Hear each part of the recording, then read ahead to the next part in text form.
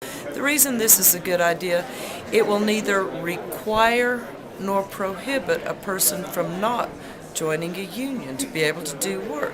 We have to ensure that we have plenty of work available for our state citizens, and this is one way of encouraging more businesses to come into the state without having to unionize. That's all this does.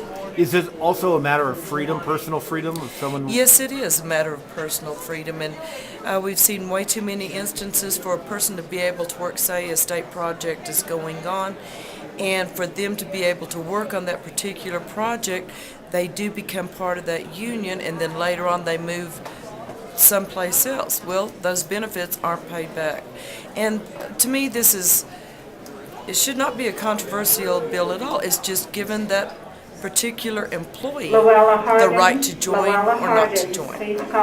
But on the other hand, though, you're going to get pushback from unions. You're going to say this is a union-busting bill. Yes, sir, I do know that. What are you going to say? But whenever the unions comprise 6% of the workforce in the state of New Mexico, that should be making a statement.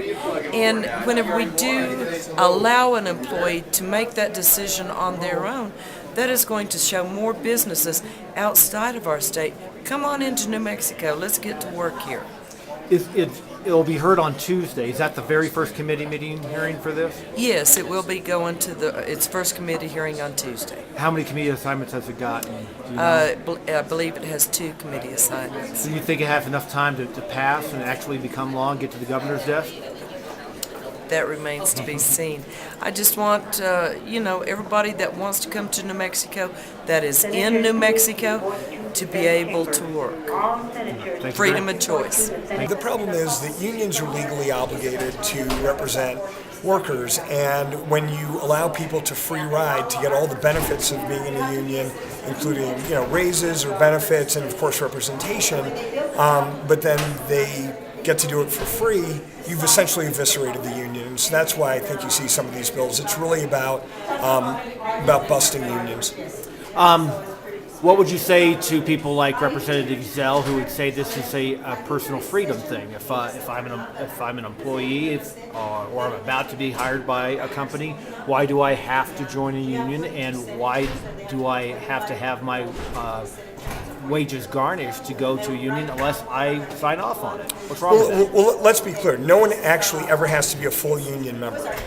You always have the right to not be a member, and that's what we're really talking about.